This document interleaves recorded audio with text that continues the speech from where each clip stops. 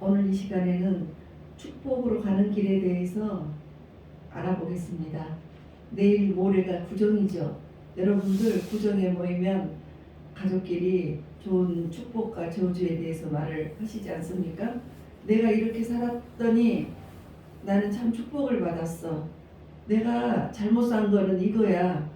얘들아, 너희들은 이와 같은 길은 걷지 않았으면 좋겠어 하고 좋은 덕담의 말을 하죠. 부모는 항상 자녀에게 자녀가 잘되기만을 바라시잖아요.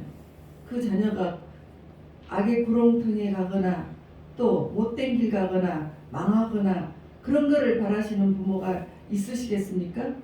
그저 잘되기 위해서 빨리 시집가, 빨리 장가가, 빨리 애 낳고 살면서 잘 살아야지 이렇게 말을 하시잖아요. 그런데 이스라엘의 하나님도 신명기에 28장에 보면 이제 이스라엘 백성들에게 말을 합니다. 이스라엘 백성 너희들아, 너희들 이제 앞으로 저 새 땅에 들어가려면은 거기서 축복을 받아. 너희들이 축복을 받아야 해. 저주 받으면 안 된단다. 그러려면 내가 그 방법을 말을 할 테니까 이 말씀대로 살아봐. 이 말이 신명기예요. 신명기는 이제 이스라엘 민족이 축복받은 비결을 하나님께서 알려주시는, 어떻게 하면 축복받고 어떻게 하면 저주를 받는데 그 길을 알려주신 거예요. 그래서 믿음으로 사는 우리도 그들의 그 말씀을, 그와 같은 말씀을 보고 듣고 함으로써 우리도 축복으로 갈 수 있다라는 거죠.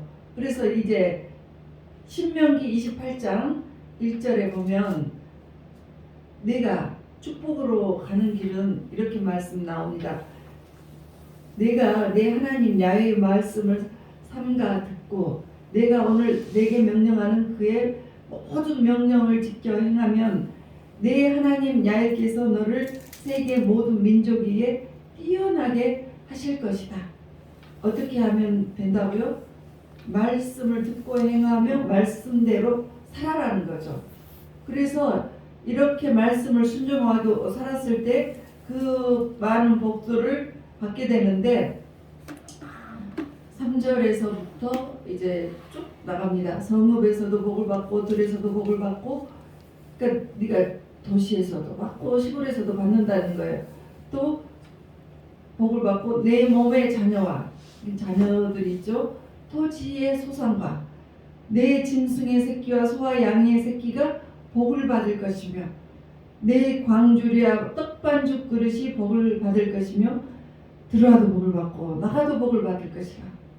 그리고 야훼께서 너를 대적하기 위해서 적군들이 올 때, 네 앞에서 올 때 그것들을 7길로 쫓아버릴 것이다. 그들이 한 길로 너를 치러 왔지만 7길로 쫓아버리실 것이다. 이렇게 해줬습니다. 그리고 네가 하는 모든 일에 물질의 축복을 있게 해줄게. 그래서 야훼께서 명령하사 내 창고와 내 손으로 하는 모든 일에 복을 내리시고 내 하나님 야훼께서 내게 주시는 땅에서 내게 복을 주실 것이며 9절 야훼께서 내게 맹세하신 대로 너를 세워 자기의 성민이 되게 하시리니 이는 내가 내 하나님 야훼의 명령을 지켜 그 길로 행할 것임이니라. 땅의 모든 백성이 야훼의 이름이 너를 위하여 불리는 것을 보고 너를 두려워하리라. 그러니까 사람들이 잘 되면 우러러보고 그 사람이 무슨 말을 하면 가볍게 여기지 않잖아요. 무시하지 않고. 그러니까 잘 돼서 여러분들이 잘 되면 하나님께서 그것을 하나님 전도하는데 굉장히 좋은 거예요. 저 사람은 어떻게 저렇게 잘 됐지? 어떻게 저렇게 복을 받았지? 그렇게 두려워하는 전제가 바로 하나님의 말씀을 듣고 그대로 행했어요. 그래서 이와 같은 복을 받았대. 와, 그러면 나도 그와 같이 하면 나도 복을 받겠네? 이런 생각을 한다는 거죠. 그래서 땅의 모든 백성이 야훼의 이름이 너를 위하여 불리는 것을 보고 너를 두려워하리라. 야훼께서 내게 주리라고 내 조상들에게 맹세하신 땅에서 내게 복을 주사 내 몸의 소생과 가축 그 새끼와 토지의 소산을 많게 하시며 또 하늘의 아름다운 보고를 열어주세요. 그래서 내 땅에 때를 따라 비를 내리시고, 그러니까 비가 안 내리면 가물어서 우리가 살기가 어렵잖아요. 또 비가 와야 할 때는 비, 물질이 있어야 할 때는 물질이, 또 사랑이 넘쳐야 할 때는 사랑, 이런 것들이 내려주신다는 거죠. 그리고 내가 손으로 하는 모든 일에 복을 주셔요. 우리가 무엇을 손을 대기만 하면 축복을 받아요. 어떻게 했을 때? 하나님의 말씀을 듣고 그대로 행했을 때, 그것이 조건이에요. 조건. 그래서 야훼께서 너를 머리가 되게 하시고 꼬리가 되게 하지 않아요. 그리고 위에 있고 아래에 있게 안 하시고, 그렇게 하는 것은 오늘 내게 명령하는 내 하나님 야훼의 명령을 듣고 지켜 행하며 그 말씀을 좌로나 우로나 치우치지 않고 잘 지켰을 때 그와 같은 복을 주시겠다 하셨습니다. 그리고 어떨 경우에는 이제 저주가 오는 건지, 저주는 너무너무 무서워요.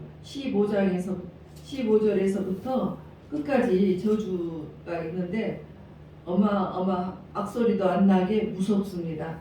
그래서 네가 손으로 한, 이제 반대로 생각하시면 돼요. 네가 손으로 하는 모든 것에 이제 저주가 있어요. 그래서 이럴 때는 왜 저주가 오는지를 알아야 돼. 여러분들 살 때 저주가 임해버리면 삶이 엄청나게 괴롭습니다. 그 저주는 하나님 말씀대로 살지 않아서 생겨요. 그래서 이제 그 저주가 금방 말했던 것에 반대로만 다 된다는 것이 또 저주인데, 또 다른 저주가 또 있어요. 이제 신명기 28장 57절을 한번 보시겠습니다. 아주 무시무시한 저주가 있어요. 그렇게 이제 하나님 말씀을 지켜 행하지 아니하면, 그 59절에 보면 내 자손의 재앙을 극렬하게 하시리니 그 재앙이 크고 어리고 그 질병이 중하고 어려울 것이다. 이 열왕기 하 또 6장 28절에서 30절까지 보면, 열왕기 하에서 보면 이스라엘 나라가 죄를 범했습니다. 그랬을 때 아수르가 쳐들어와서 이제 이 백성들이 먹을 것이 없어요. 그래서 먹을 것이 없어서 어떤 저주가 임합니까? 자식을 삶아서 먹자. 그런데 엄마들이 세상에 어떻게 내 자식을 삶아서 죽여서 먹는 거냐고요, 세상에. 근데 그거를 약속을 해요. 이 두 엄마가 하루는 오늘은 내 자식을 삶아 먹고 이거 다 먹고 나면 그 다음에는 네 자식이야. 그래가지고 내 자식을 먼저 삶아서 먹였어. 너무 끔찍하지 않습니까? 그래서 이제 다 먹고 나서 네 거 내놔 그랬더니 안 줘. 그러니까 왕에게 가서 그것을 하소연을 했습니다. 그랬더니 저 사람이 자기 자식 주기로 했는데 안 주는 것입니다 하고 왕에게 아뢰니까 왕이 뭐라고 해요? 막 자기 옷을 막 찢으면서 막 울부짖습니다. 너무너무 고통스러운 거예요. 이러한 일들이 우리나라에도 북한 땅에도 일어나고 있다는 소식이 들렸습니다. 하여튼 이게 바로 저주예요. 이런 일은 있어서는 안 돼요. 절대로 있어서는 안 되는데 이런 것들이 바로 저주예요. 저주. 그래서 어떤 사람은 우리가 지금 우리나라를 보면 남한은 굉장히 풍성하죠. 북한 쪽으로 가면 그 땅들도 말라 비틀어졌더라고요. 저는 한번 갔다 왔는데 경계선이 딱 알겠어요. 이쪽은 너무 풍성해요. 이 산도 풍성하고 우리 보는 산 똑같아요. 근데 어떻게 경계선에서부터 딱 말라 비틀어져 가지고 나무가 말라 비틀어지고 모든 것이 빼빼빼빼 말라 비틀어졌어요. 신기하죠. 이게 같은 하늘 아래 같은 나라에서도 이런 것이 저주, 그 영적 분위기 때문에 이런 저주가 임하는 것입니다. 그 이유가 바로 하나님 말씀대로 거기는 하나님 말씀대로 살지를 못하고 있잖아요. 예. 그래서 너무너무 같은 땅인데 딱 갈라져 버렸어요. 와, 남한 땅에 북한 땅에 같은 산맥에 같은 산인데 어떻게 그 산에서 그 경계선이 있냐고요. 전 그거를 봤다니까요. 신기해. 그래서 이 하나님 말씀대로 살지 않을 때 임하는 저주는 땅까지 저주를 다 받아요. 그래서 이제 28장 59절에 보면 59절 60절 보면 하나님 예배하지 않으면 말씀을 지키지 않은 채 계속 하나님께 나오지 않고 그렇게 살면 네가 두려워하는 애굽의 모든 질병을 너에게 들러붙게 할 것이다. 너를 그러니까 질병으로 쳐버릴 것이다 이거예요. 그러니까 지금 우리나라도 어떻게 돼 있어요? 우리나라도 지금 우한에서 오는 질병, 세계 각국에서 다 우한에서 오는 질병으로 지금 난리가 나 있잖아요. 그 이스라엘에 없는 불치병을 들여오는 것이 바로 저주예요. 그러니까 지금 이런 일들이 지금 일어나고 있는 거예요. 그럴 때 자랑을 합니다. 62절, 28장에 62절 보면 나는 인구도 많고 돈도 많아. 걱정 없어. 그러니까 하나님께서 그렇게 말씀하십니다. 62절 너희가 하늘의 별같이 많을지라도 내 하나님 야훼의 말씀을 청종하지 아니하므로 남는 자가 얼마 되지 못할 것이라. 웃기지 마. 너희들 자랑할 것 없다. 너희들 인간들도 별로 없어지고 빈털털이 될 거야. 이렇게 저주를 내리시는데 그래도 말을 듣지 않으면 68절 이래요. 이스라엘의 백성들을 야훼께서 너를 배에 싣고 전에 내게 말씀하여 이르기를 내가 다시는 그 길을 보지 아니하리라 하시던 그 길로 너를 애굽으로 끌어가실 것이다. 그래서 거기서 너희가 너희 몸을 적군에게 남녀 종으로 팔려하나 너희를 살 자가 없으리라. 그러니까 더 말 더 안 들으면 이제 노예로 팔아버리실 거랍니다. 실제로 하나님 말씀을 듣지 않고 말씀대로 듣지 않고 이스라엘이 살았을 때 바벨론 노예가 됐고 헬라의 노예가 됐고 로마의 노예가 되어서 살았던 일들이 실제로 일어났어요. 그래서 이런 일들이 일어나면 사람들이 너희들한테 물어볼 거야. 야, 너 그렇게 잘 살던 이스라엘이 왜 이렇게 망해버렸어? 야, 정말 웃긴다. 왜 이렇게 노예가 되고 비웃어요 사람들이. 이렇게 막 비아냥거리고 질문을 할 것입니다. 어찌하여 네가 이 땅에 이같이 망해버렸냐?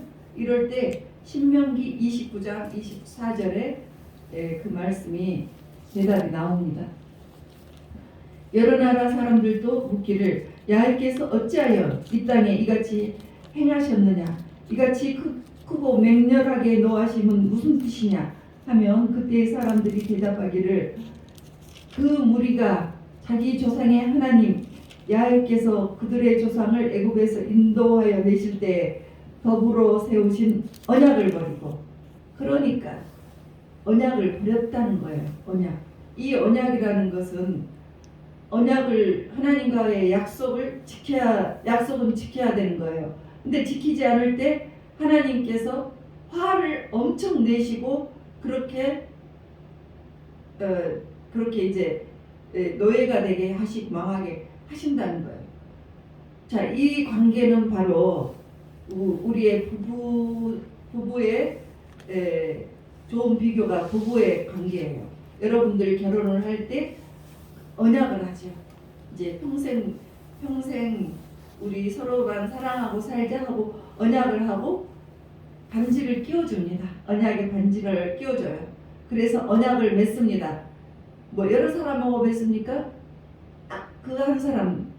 언약을 맺는 남녀 관계가 언약대로 살면 그 집안이 화평해요. 아주 자식 평안하게 살죠. 그런데 누군가 한 사람이 그것을 깨트리면 불행이 옵니다. 그래서 이제 남편이 바람을 피우면 아내가 그때부터 막 화를 내면서 막 욕을 막 화를 내고 저주가 나갑니다. 왜?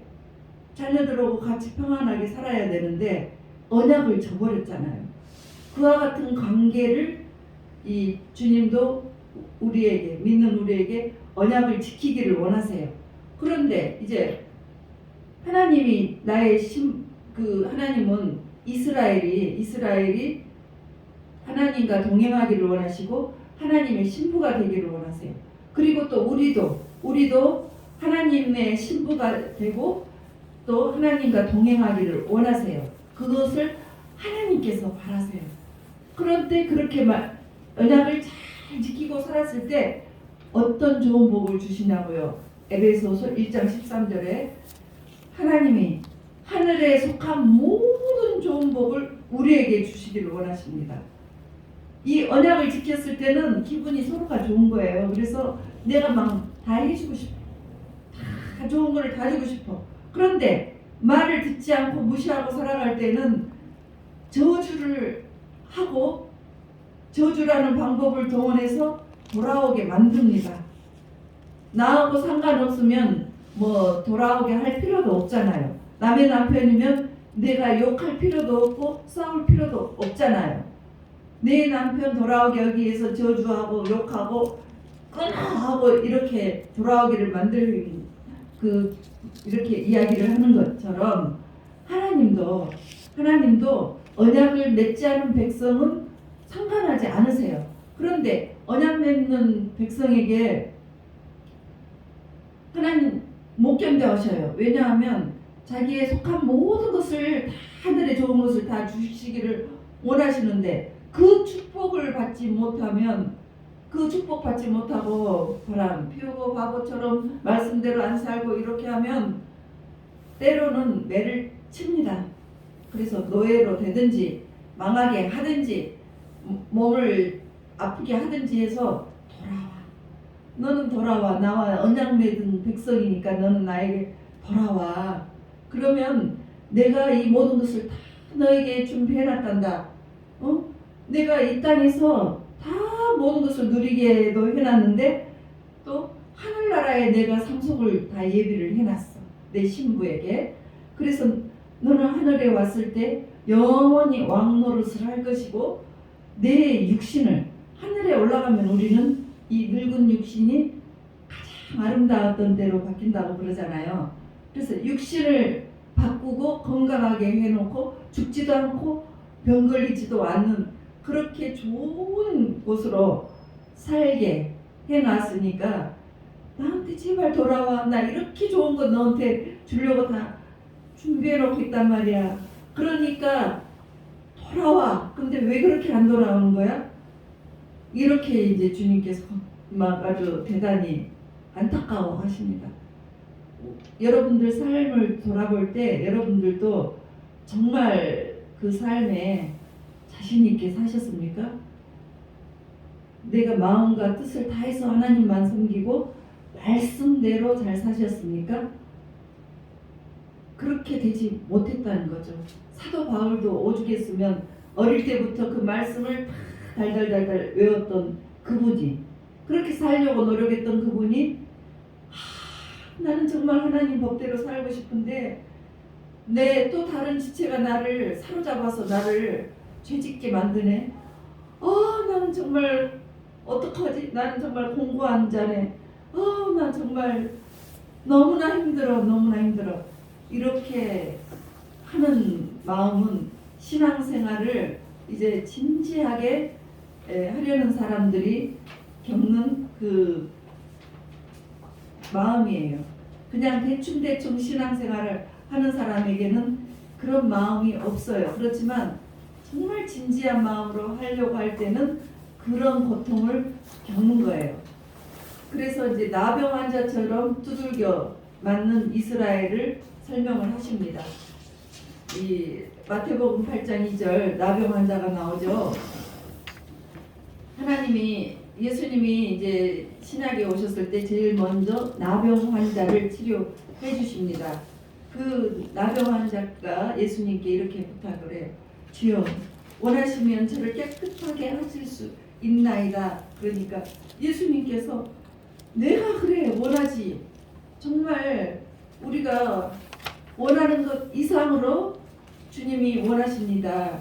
우리 교회 안에도 엄청나게 망가져서 예수님 믿는다고 해도 제대로 말씀대로 살지 못하고 제대로 믿지 못했을 때 그때 당시를 생각해 보세요. 여러분들이 그때 많이 망가졌었고 기사의 생활을 과연 할 수 있을까 이럴 정도로 걱정했던 그 상황에서 이제 다시 말씀 가운데 잘 살다가 보니 축복으로 되신 분들이 있습니다.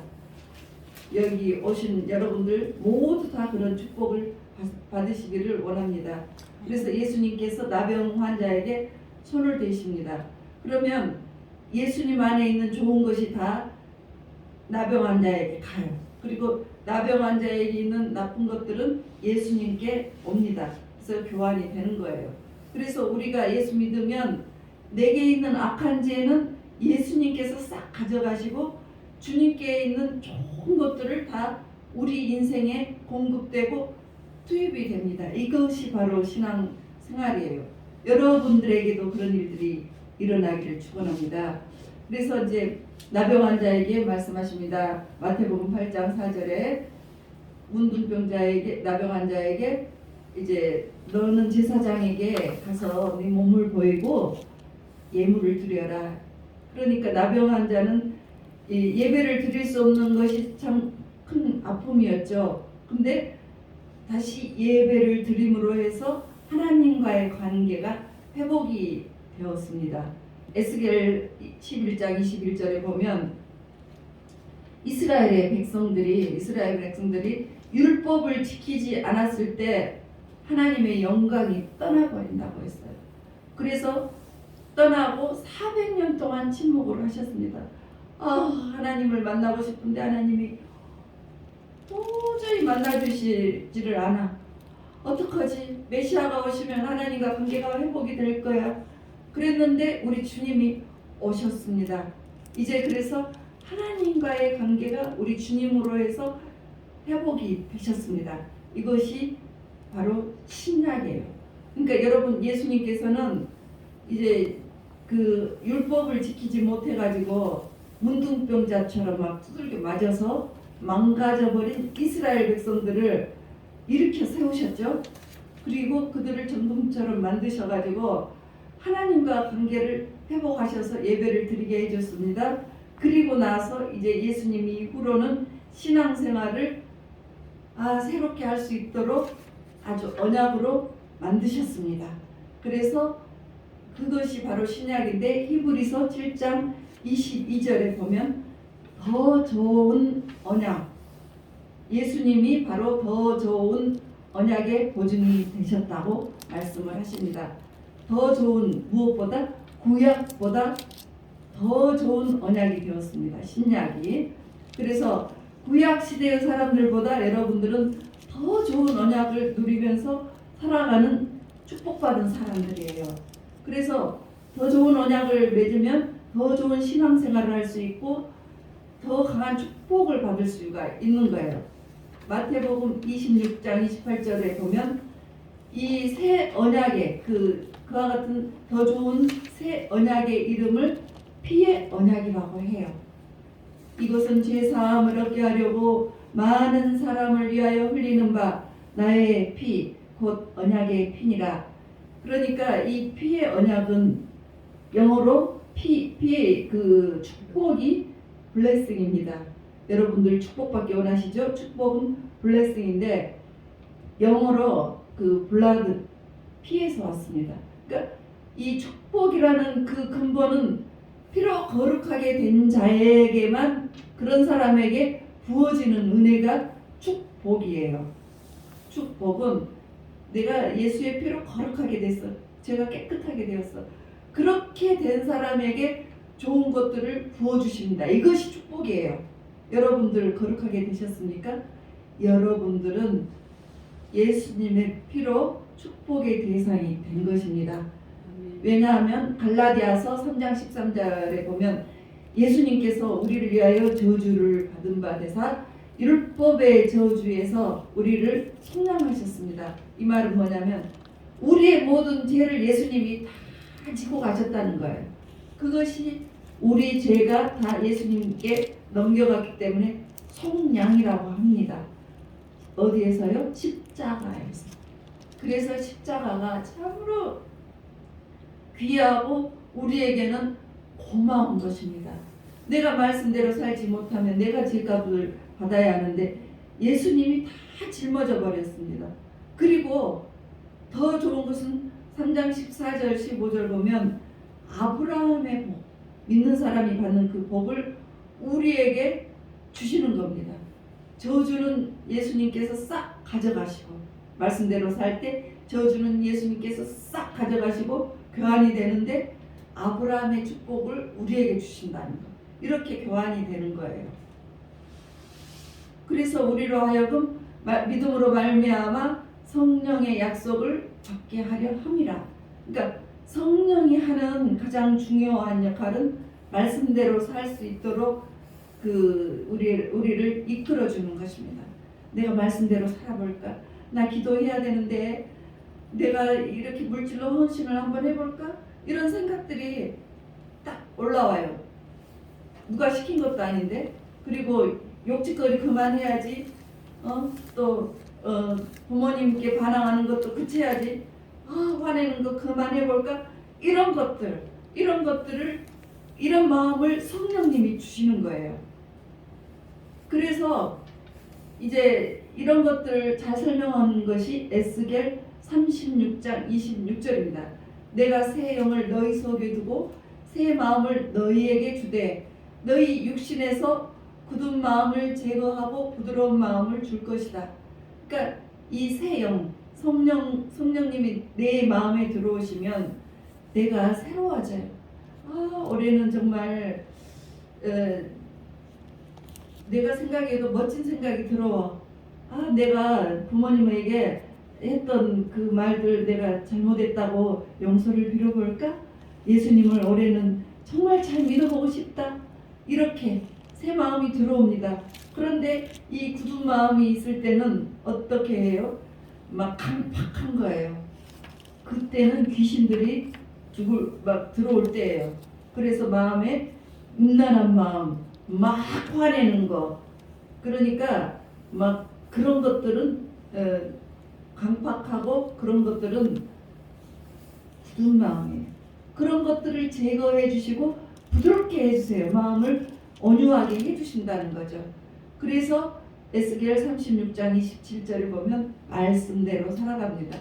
또 내 영을 너희 속에 두어 너희도 내 율례를 행하게 하리니 너희가 내 규례를 지켜 행함이라.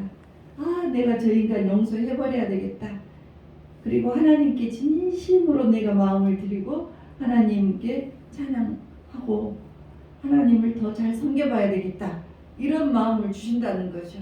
그래서 그럴 때 28장 너는 내 백성 나는 내 하나님 이렇게 이제 하나가 되는 겁니다. 부부처럼 하나가 되는 거예요. 그래서 더러운 29절 보면 내가 너희를 모든 더러운 것에서 구원하고 곡식이 풍성하게 하여 기근이 너희에게 닥치지 않게 할 것이며 어떻게 하니까? 말씀대로 잘 사니까 축복이 임하기 시작한 거예요. 또 나무의 30절 나무의 열매와 밭의 소산을 풍성하게 하여 너희가 다시는 기근의 욕을 여러 나라에 당하지 않게 하리니 그러니까 풍성하고 풍성한 축복을 누리게 되는 것입니다. 자꾸 풍성해집니다.